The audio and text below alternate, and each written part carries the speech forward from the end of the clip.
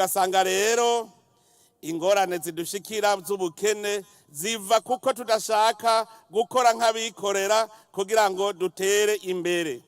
Ivyo mbere biraboneka cyane mubize. N'ubu hariho abacifata nk'abacangero umenga bakorera uwundi. Mbere muze murabe niyo hagize ikimugora aruhukira hari iwabo w'abakoroni. Turabibona. N'ubu muze murabe abize bose bahurumbira kuja iyo barya batarushe. Mu minsi heze narabajije igihugu baba baranyumviye cyo bakirusha ubwiza Burundi. Ndakibura jewe n'abandi baravuga ko ataco barabona ciza kurusha Burundi. Nca ndabaza nti none hajya muhurumbira kugenda hanze mugiye kurondera iki? Abava ngaha bagiye guhurumbira ibindi bihugu babahunze gukora. Babahunze ibikorwa kugira ngo bagende mu bihugu baba bakoze gushikaho batera imbere. Nta gihugu tuzobona na kimwe cyateye imbere bene cyo badakora. Uburundi ni cibare c'abarundi, nta munyamahanga turerekeye. Ico cibare rero tugikoremwo tutakebaguzwa kuko nta utwishuza.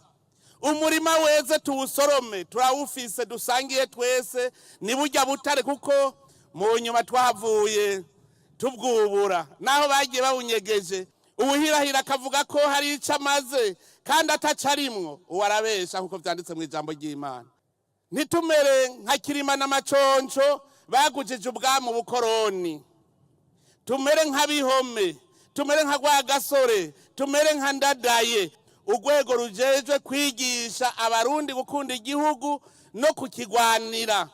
Ntidukeneye yuko tubona urwaruka rugenda nk'impehe, rugenda umenga rufise ubwoba ku maso. Turakengurukira rero ingabo z'u Burundi ziriko zirerekana akarorero ko gukingira igihugu no kukigwanira.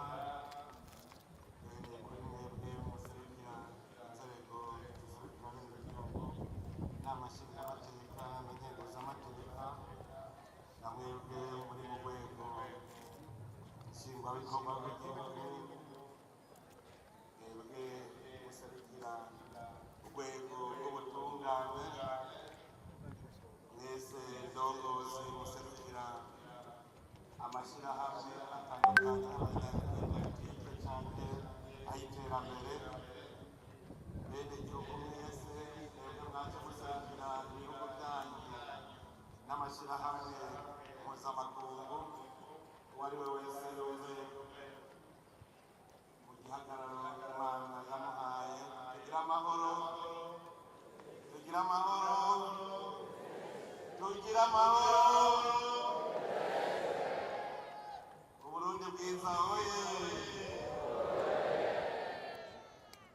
Akanyamuneza kariye kuri uyu munsi, umunsi Burundi bwasubizwa iteka ryabwo, umunsi Uburundi bwikutiye. Turanezerewe rero kubona turi kumwe ngaha kandi turi umwe, biboneka neza ko turi kumwe twese. Ejo twari twagaragaje gushikiriza ijambo n'impanuro cyane cyane zirora ku ndongozi. None uyu munsi nta majambo menshi, ariko nuko dusubiza amaso inyuma gusa tukaraba uruhombo twagize kubera ubukoroni. Uruhombo rwa mbere ni uko kuva batunyaze igihugu cyacu bakaza kutuganzamo, umutima wo gukunda igihugu waragabanutse cyane. Baradutwaye igihugu bakigira ikibare cyabo, natwe tuba abakozi babo. Bica bituma umwe wese agatima k'ukunda igihugu gasubira inyuma, kuko biranazwe no mu ijambo ry'Imana. Imana yavuze ati nihagira ko mutora umwami, muze mutore umwe muri mwebwe, muze mwemere ko umunyamahanga ari abarongora, kuko mutwawe n'abanyamahanga ubwa mbere bobo baba ari abasuma ntibakunda igihugu. Umunyamahanga ntazi imico n'imigenzo y'abenegihugu kugira ngo ayikingire. Biraboneka ko rero twebwe igihugu cyacu bari bagitwaye n'ikimenyamenya kugira ngo mubone neza. N'igihe bagiye barerekanye ko bagiye batagiye, kuko ahari itunga ry'Uburundi bagiye barinyegeje. Iyo baba bakunzi bari gusiga batubwiye bati ehe ikizobatunga kiri hajya, ariko bagiye barinyegeje kuko bari bazi ko bazogarukaho bukera. Icya kabiri baraduhombeje ubumwe bwacu. Kare abarundi bari bunze ubumwe, bakemera Imana imwe, umwami umwe. Ahantu hose uzosanga atabuhojojo bw'ubwami buhari, uzoca umenya ko ari ihanga rimwe. Twebwe rero abarundi twabaho kurya kw'inzuki mu muzinga. Umwe wese yari afise icyo akora, tugasenyera ku mugozi umwe, umwe icyo yatoye hariya undi icyo yatoye hariya tukagiteranirizako. Ariko kuva tunyazwe icyo gihugu cyacu, umwe wese waciye umenga ubutomboye agatongo kabaye ngwiwe akihahira. Icya kabiri twanyazwe umutima, agaje uburongozi na nyagupfa, bica bituma n'abana batatana. Ingaruka zavyo ni uko abenegihugu batasubiye kubaha uburongozi, kubera babona yuko umurongozi atari umuvyeyi. Murumva yuko twahombeye, kubera abo babindongozi nyene bava mu benegihugu, umwe wese agatanga icyo afise. Udafise akarangamutima k'uburongozi buvyeyi, ntushobora kurongora abandi nk'umuvyeyi. Iyo utabarongora nk'umuvyeyi naho haba kugambarara no kugayana, abantu baca baba ubusimbira hamwe. Ico caradukozeko cyane. Hariho ikindi cadukozeko, akarangamutima ko gukora nk'uwikorera ngo duteze imbere igihugu. Nuno munsi murabe neza, hariho abacifata nk'abacangero, bakora umenga bariko bakorera mu murima w'uwundi, mw'itongo ry'uwundi. Ugasanga rero ingorane zidushikira z'ubukene ziva kuko tudashaka gukora nk'abikorera kugira ngo dutere imbere. Ivyo mbere biraboneka cyane mubize. N'ubu hariho abacifata nk'abacangero umenga bakorera uwundi. Mbere muze murabe niyo hagize ikimugora aruhukira hari iwabo w'abakoroni. turabibona. Umwambasaderi urasanga ahejeje ikiringo ciwe aho gutaha i Burundi aca agenda hahandi ku mukoroni agaca avuga ngo bariko baramutoteza abeshera igihugu kubera wa mutima wo kugikunda atawo. None nk'umuntu yaserukira Burundi yoja gusaba ubuhungiro avuga ngo bariko baramutoteza gute kandi yahora ahembwa n'igihugu? Mugabo nukubera ako gatima k'ubucangero umenga ntituriko dukorera igihugu cacu. Hariho n'abarundi usigaye umenga n'inderetsi barerekeye nye n'umurima. Muzobumva aho guhanura bararega, muze mwumvirize. Aho bo kwegereye indongozi baca baja kugumura bene gihugu kugira ngo uburongozi babugambararire. Ivyo vyose nivyerekana imvune ubukoroni bwadusizemwo. Ingaruka rero nta zindi zari kuza atari uko bwa mbere twaciye duta imico n'akaranga. Twarataye imico n'akaranga kuko kera umurundi yarangwa no kugumya ibanga be no kwigumya. Baratubwira kuva kera narindi imbere y'ubukoroni yuko umwana yarezwe atibaraguza kandi ntagira umunoho. Aho hambere hahise imbere y'umuzi w'abakoroni umwana naho yabagiye kurahura baraye ubusa bakamubwira ngo banza afungure yababwira toya naje ngize, kandi azi yuko baraye ubusa. Ntiyashobora kuvuga ko baraye ubusa, ntiyashobora kuvuga yuko barariye inyama, carazira kwibaraguza. Kera Barundi bari imvuga kuri, mugabo haraje iyindi ngeso y'ikinyoma aho bavuga ngo utabeshe ntasumira umwana. N'umuntu wabona yarageze mu myaka y'inararibonye, yarageze guhanura abandi, ugasanga ikinyoma kimutanga ku munwa, akabesha bibona ivyera akabigira ivyirabura, kandi yari umuntu yashitse muri ya myaka y'inararibonye. Ako rero mumenye iyo n'imvune dutegerezwa gukosora. Twaratakaje koko umuco wo gusenyera ku mugozi umwe. Ubumwe bwacu bwarasambutse. Ubu uravye neza abarundi umenga no kwihahira. Intwaro y'igihugu yahindutse amagaburanyama. Ivyo siko vyari bimeze.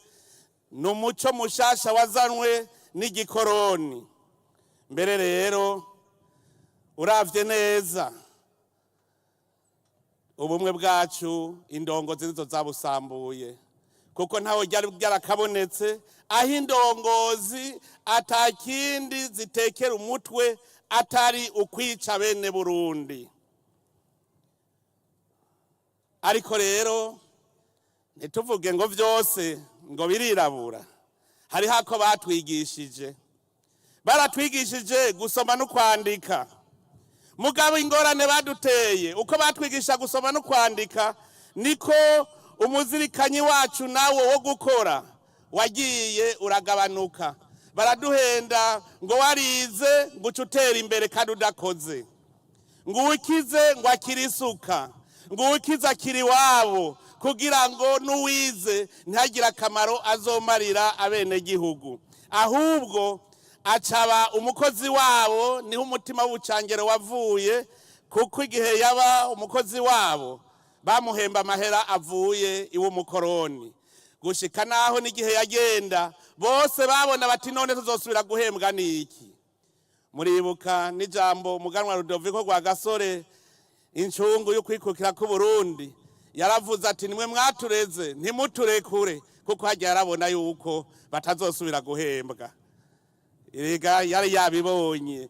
Nukuvuga yuko nta waciye atwigisha ingene twokora tugateza imbere igihugu, kuko na rwa Gasore yahabona, yabona ko azoshinga amakoperative, baciye bamugandagura. Turabura rero iyo tuja niyo tuva, kuko abasigaranywe igihugu baje kugandagura bagwaniye kwikukira murazi ko bari abapedese. Abo bapedese rero ntaco bari gukora kugira ngo Uburundi butera imbere. N'ubu muze murabe abize bose bahurumbira kuja iyo barya batarushe. Mu minsi heze narabajije igihugu baba baranyumviye cyo bakirusha ubwiza Burundi, ndakibura jewe n'abandi baravuga ko ataco barabona ciza kurusha Uburundi. Nca ndabaza nti none hajya muhurumbira kugenda hanze mugiye kurondera iki? Ntamugiye kurondera akaruta kandi. Tubiravye neza twasanze abava ngaha bagiye guhurumbira ibindi bihugu babahunze gukora. Babahunze ibikorwa kugira ngo bagende mu bihugu baba bakoze gushikaho batera imbere. Nta gihugu tuzobona na kimwe cyateye imbere bene co badakora. Mbere harateye n'igihe ndabaza nti mbega iyo bariko baragenda ko bagenda i Buraya, bagenda muri Amerika, bakagenda i Dubai, ko mbona badahurumbira kuja mu Bushinwa. Kandi viza yo mu Bushinwa yoroshe. Ncasanga mu Bushinwa nta urya adakoze. Bagenda rero aho barya badakora, sukwa nk'igihugu nuguhunga ibikorwa.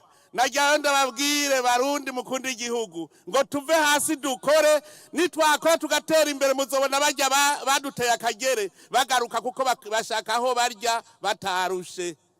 Tugarukana umutima wo gukunda igihugu. None rero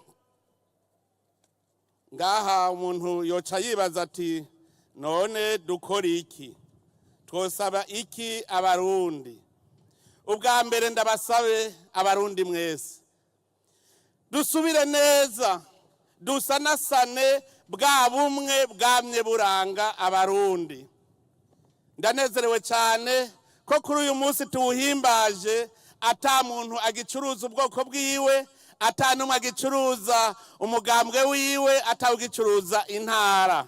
Dukomereza aho rero kugira ngo bikunde yuko dusubira kwisanasana neza, bidusaba ko twikura ko umutwaro w'ivyadushikiye kandi turi kumwe twese. Ntidushobora kwiyunga twikoreye umutwaro w'akabi twaciyemwo Uburundi bwaciyemwo. Ubwa mbere rero nitubanze twumve ko hahomvye Uburundi, hahomvye Abarundi, tuvyumve uko. Ivyadushikiye rero kugira ngo tuvyikure nukuri kwabaye. Uko kuri dutegerezwa kugushira habona twese, tukumva ko Abarundi twahomvye, tukerekana neza ivyo vyabaye, hanyuma abo vyakomerekeje tubaremeshe. Muga tugumye duhakana ko bitabaye, abo vyashikiye baca baguma bakomeretse ku mutima kuko baguma babona ko bizosubira. Ariko twese Abarundi tugiye hamwe tukabishira habona, tugaheza tukaremesha abo vyakomerekeje, tukifatanya nabo mu mubabaro, tukumva ko Abarundi nabo bababaye.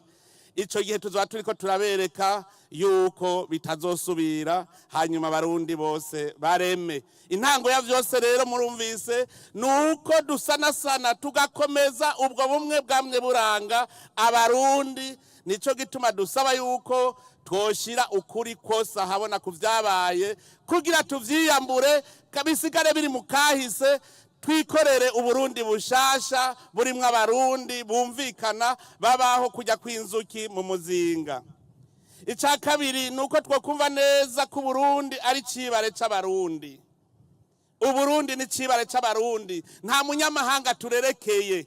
Ico cibare rero tugikoremwo tutakebaguzwa kuko nta utwishuza.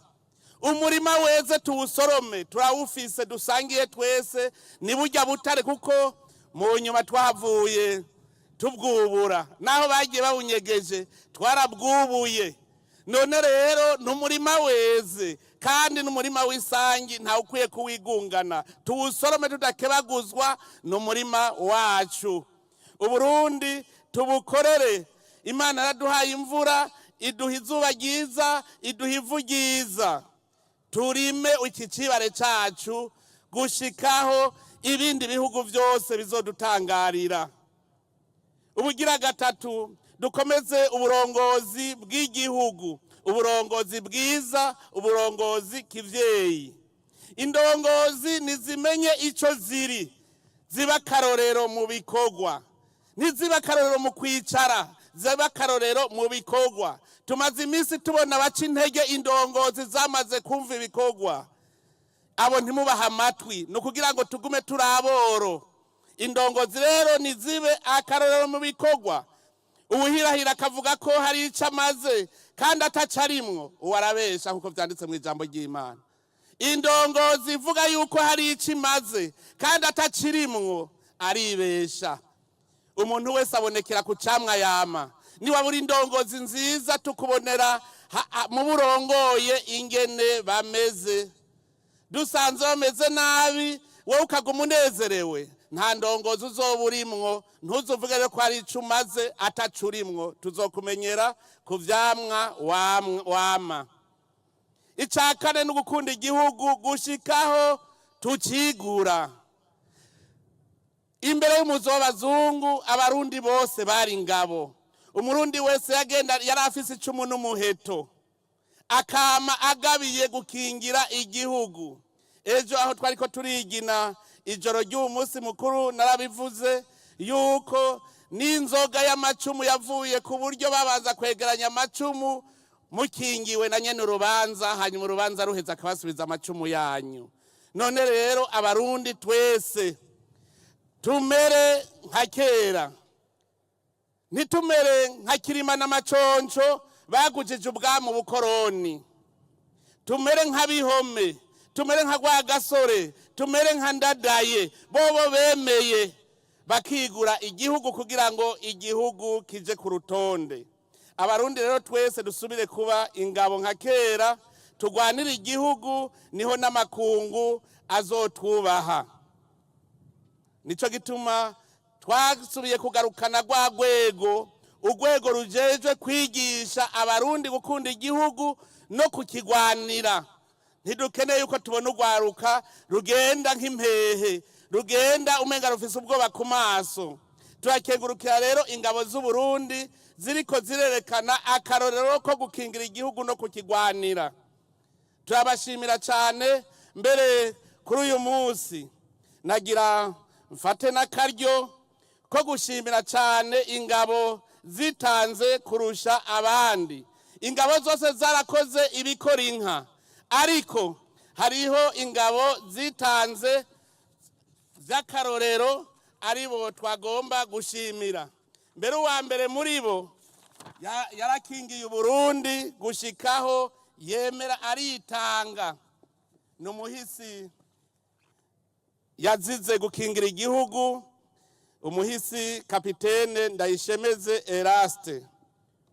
Uwo yarakoze ibishoboka byose. Twagira dusaba umuryango wiwe uze hano kugira ngo tuwuhe icibutso yuko uwo mukapitene wacu yiguze igihugu. Ugira kabiri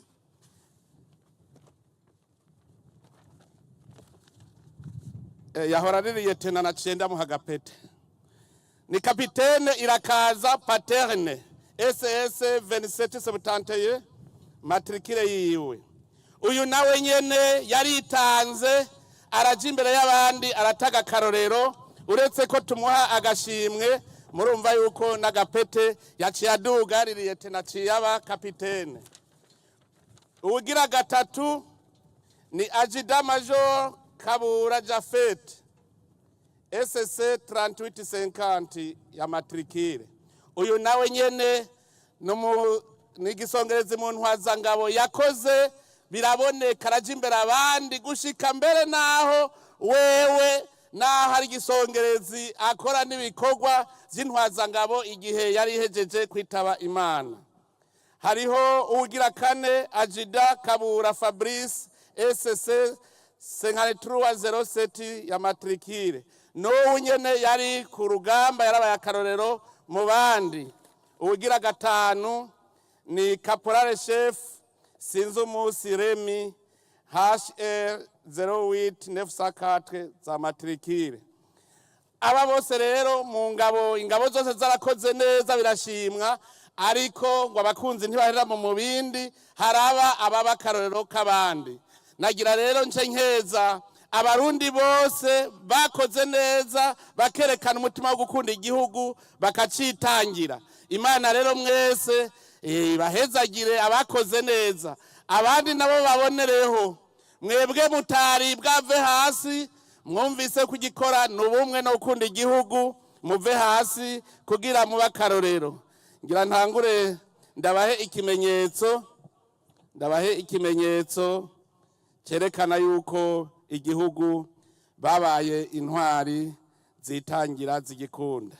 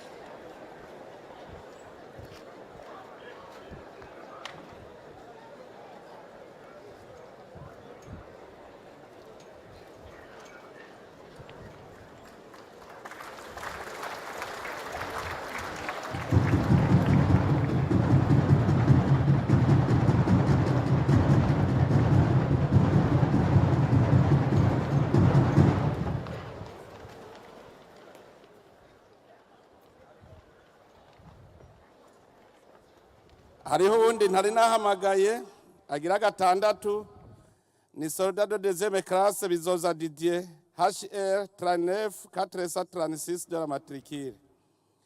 Uyu nawe nyene ari mu batanze akarorero mu kwitanga kurusha abandi.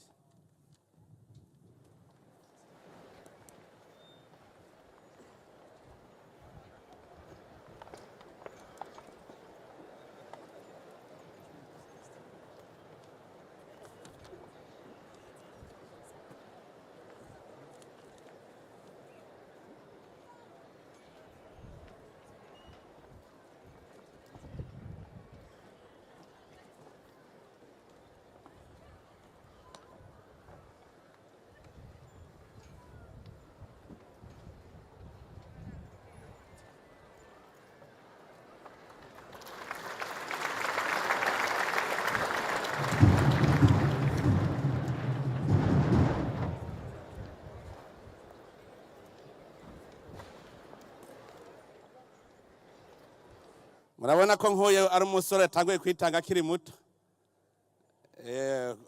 Ubuza gusha buratagata. Reka rero twongere dukeze abarundi bose iyo bava bakagera, kuko igikorwa muriko cyo gukorera igihugu mu giteza imbere ni igikorwa kiboneka. Abariko bakwega amaguru tubasaba ko nabo bova hasi bumvise akagwari iyo kaje kava.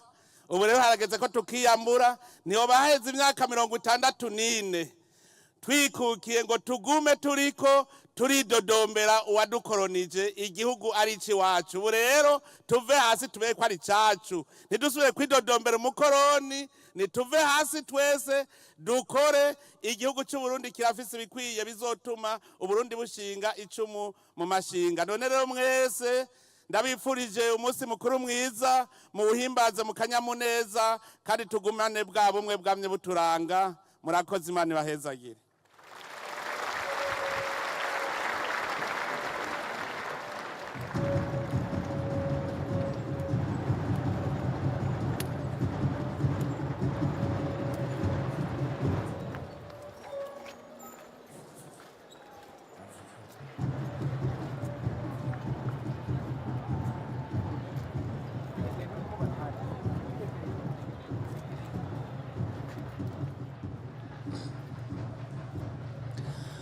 Voilà, c'est le chef de l'État Évariste Ndayishimiye qui vient de prononcer son discours, une petite synthèse, l'indépendance du Burundi qui a été recouvrée le 1er juillet 1962. C'est un honneur pour tous les Burundais. Le gros a été dit dans son message à la nation d'hier. Il est revenu sur le patriotisme qui est aujourd'hui une réalité au Burundi. Le Burundi est administré par les Burundais. Les colons sont partis, mais après avoir caché le trésor du Burundi, signe qu'ils ne voulaient pas quitter ce beau pays, ils ont légué une gouvernance divisionniste avec des administratifs à la solde des néocolonialistes. Il a donné l'exemple des diplomates qui, en fin de mission ou en fin de mandat, ne rentrent pas au pays, mais prennent le chemin de l'exil. C'est un très mauvais exemple. Il a invité donc les Burundais à garder les valeurs culturelles des Burundais, en tête l'unité, la cohésion sociale. Néanmoins, il a reconnu certaines réalisations positives quand même des colons. C'est la civilisation des Burundais. Ces colons qui nous ont civilisés, qui nous ont appris à lire et écrire. Le prince Louis Gagasore, qui se préparait à capitaliser les acquis de cette civilisation, a été vite assassiné. Et d'inviter donc les Burundais à l'amour du travail, à l'amour de la patrie. Et 6, il a précisé que quand même tous les Burundais se sont donnés corps et âme. Ils ont largement contribué pour l'honneur du Burundi. Voilà, c'est maintenant la prière pour terminer ces cérémonies qui se déroulent ici au stade Intwari. Ikiro inusu byose ari we yabisigaranye abatutwara ntibagira ijambo mana nzima ubu rero turagukengurukiye imyaka mike muri myinshi turabonye ko twikukiye koko ubu Burundi turabona ko ari buhire kuri bene bwo turabona ko ya mahoro twaririmba amahoro meza ubu rero n'amahoro meza koko kuko igihe twaririmba amahoro bamwe bayafise abandi batayafise twarabona ko ari ukwitwenga ariko ubu tuvuga byo kuko n'abarundi ubwabo n'amakungu arabibona igihugu cyacu kiramaze gushinga icumu mu mashinga ingabo zacu ziraramutswa zikaririmbwa zigakomerwa amashi kuko baba bazibonamwo ubutwari n'ubuhizi turagukengurukiye rero ariko turakwinginze urwaruka rwacu uruhingabirano yo gutahura iyo twavuye ntibabone ibi byiza ngo babone ko byamyuko babone ko biri niyo byavuye kandi hahambaye maze bagusenge bakuninahaze nawe ubumvire ubahingabirano yo gushima ubahingabirano yo kubaha ubahingabirano yo kugamburuka ubahingabirano yo kumenya icyatsi n'ururo kugira ngo urya mwansi ntazohave abaca mu ryahumye amaze kubona ko ababibonye bariko barakukuruka turakwinginze rero urwaruka urwongerereze ubutwari n'ubumenyi bamenye cyane iyo bavuye bamenye aho bageze ibi babone ko ari yogi ryateragiwe mu bitenga by'amaraso y'abarundi. Kubw'ibyo bamenye uwabikoze ko ari umwansi, maze bame bamwiyubara kugira ngo igihugu tukibarage kimeze neza, nabo bazokiraga babo kugeza ku munsi w'imperuka. Amin, amin, amin. Amashi menshi, amashi dushimira Imana yacu. None rero umuvyeyi wacu agira aganuka, ariko umugirwa w'ingabo z'igihugu nawe nyene turawurindiranye igishika cinshi.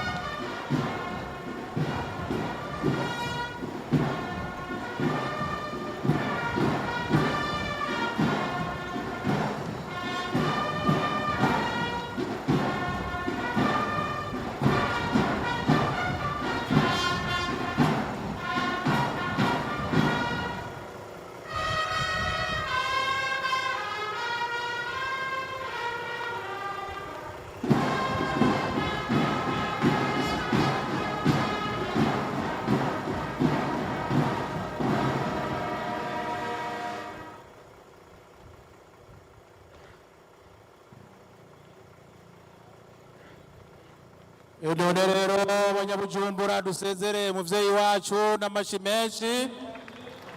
Abanyarwanda hariya batingo ishireko imyozo y'igihugu abasize k'imakamba hariya ushireko kabisa. Dusezere umuvyeyi wacu,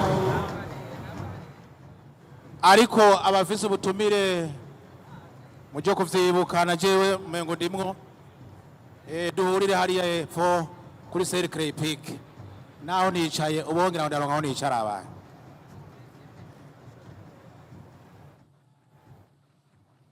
Umurisho w'ingoma hariya sinawumva gose.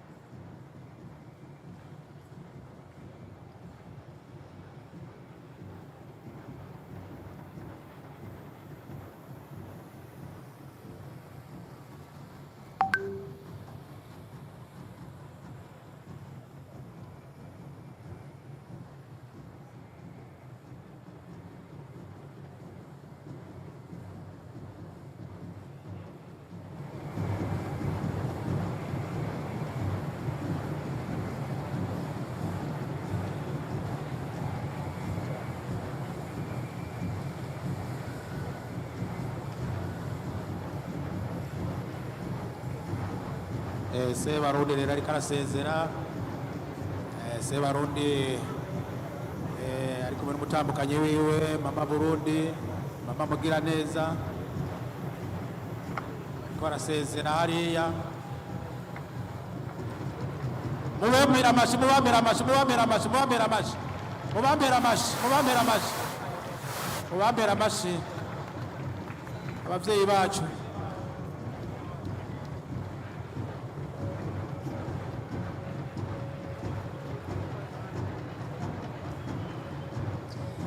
nuko rero nk'uko mubibona ibirori vyariko birabera hano kuri stade Intwari birarangiye n'ibirori vyubahirije umwanya kuko nk'uko vyari vyategekanijwe ku rutonde twari twabonye vyari bitegekanijwe ko isaha 7 n'igice biba birangiye kandi niko vyagenze abarundi kubahiriza umwanya vyabaye umugenzo Felicien. Ego cyane byari biteganije ko ibirori bihera isaha 7 n'inusu kandi niho byahereye kandi niho bihereye rero uko mubibona umukuru w'igihugu ariwe yararongoye bino birori arahejeje gusezera abashitsi bari ngaha n'abandi barundi bitavye bino birori ariko akantu tutogenda tutavuze nuko umukuru w'igihugu yamaze akanya ariko arayaga n'uwahoze ari umukuru w'igihugu cy'u Burundi Domitien Ndayizeye ubona ko akakera agashitsi kakera usanga hari nk'utuntu bariko barabwirana urabona ko bamaze akanya kandi ubona bariko bayaga bashyira hamwe ubona ko hari nk'ibintu bashobora kuba bariko baravugana bikomakomeye nuko umukuru w'igihugu araganutse arasubiye ku kirimba za ntore wamye uvuga urabona ubu nibo agasimbo iruhande ingoma umurisho bashizeko bisigura ko bariko baraherekeza abashitsi biteka bari bitavye bino birori kanatsinda vya birongowe na Kizigenza ibibagabaga vyiwe vyose icegera ciwe umushikiranganje wa mbere umukuru w'inama nshingamateka umukuru w'inama nkenguzamateka n'abandi bose urabona ko bari bishikiye hano habereye ibirori nyamukuru ku rwego rw'igihugu byo guhimbaza imyaka 64 iheze Uburundi buhabuje intahe yo kwikukira. Yego Freddy haruhande y'izo ndongozi nkuru za kino gihugu hari abe n'igihugu benshi ngira ngo nakubitije amaso hanze inyuma y'ikibuga abantu bari buzuye byashoboka indani hari huzuye biboneka neza ko hama kwere birori n'ukuryoha byari binaryoshe urabona ko n'izuba naho ryamena imbwa gahanga umenga ntibariko bararyumva bagumye ntabyo kwinyagaza umugani uraho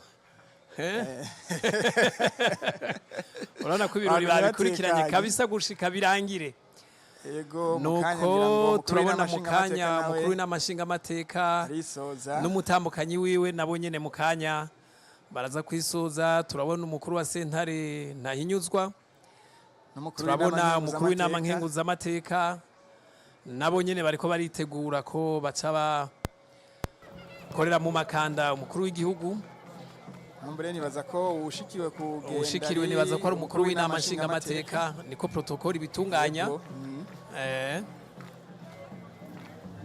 biraboneka mukanya urabona ko nawe nyene ariko arayaga n'umukuru w'inama nkenguzamateka n'umukuru wa sentare ntahinyuzwa hajya ariko arasezera nawe nyene yego biraboneka arabasezeye n'umutambukanyi we baragiye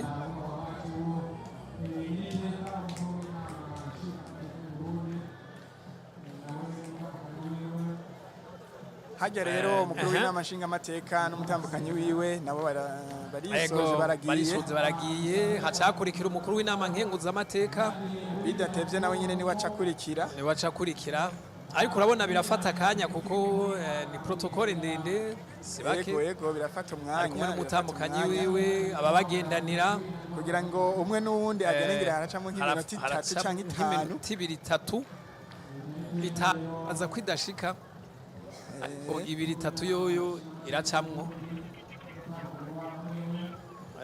turabona agira shikire imodoka zimurerura mu kanya yaboneka arashitse n'abamuherekeza bamutegereye kugira ngo bamusezere. Nuko ndabona arashitse ku modoka imurerura, haca hakurikira umukuru w'inama nkenguzamateka. Inyuma y'umukuru w'inama nkenguzamateka niko bipanze. Ego icegera c'umukuru w'igihugu, haca hakurikira icegera c'umukuru w'igihugu, hama umushikiranganji wa mbere. Nuko imodoka zirera umukuru w'inama nshingamateka murabona ko zigiye. President Domitien Ndayizeye n'umutambukanyi wiwe bari kumwe n'umuhuza w'abarundi General Prime Niyongabo arongoye urwego rwo kwivuna abansi. Ubiravye neza ibirori vyabaye uno munsi, nibaza ko ari mu babitunganije ku rwego rwo hejuru neza cyane, kuko niwe ayoboye, urabona ko niwe rujya rwego arongoye rujya rwego. Hama ivyo twabonye nka vyose kiretse defile y'igipolisi, ibindi vyose rwa rugwego arongoye, bisigura ko yagizemwo uruhara. Twibaza ko ari uwo gukeza uno munsi, kanatsinda urwego rwo kwivuna abansi nibwo rucungereye imbibe z'igihugu. Hama igihugu kidacungerewe nuko kitaba cyarikukiye. Mathieu dukinguruke.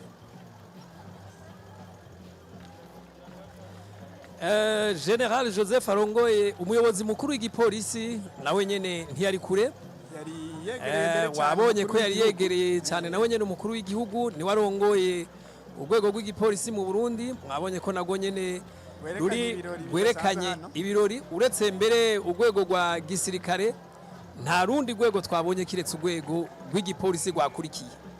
Yego cyane, berekanye ko mu by'ukuri inzego zo kwivuna abansi n'iz'umutekano ziteguye gucungera imbibe z'igihugu n'umutekano w'igihugu, cyane cyane mu kubandanya babumbatira amahoro n'umutekano. Ego nuko turabona ivyegera vy'urongoye inama nkenguzamateka Gervais Ndirakobuca, nibaza ko ari washikiriwe. Tuca tubibona mu kanya, ndabona ariko aravugana n'undi muntu nawe nyene hariya. Nivyo icegera c'umukuru w'igihugu Prosper Bazombanza nawe nyene turabona ararenganye hariya aragiye.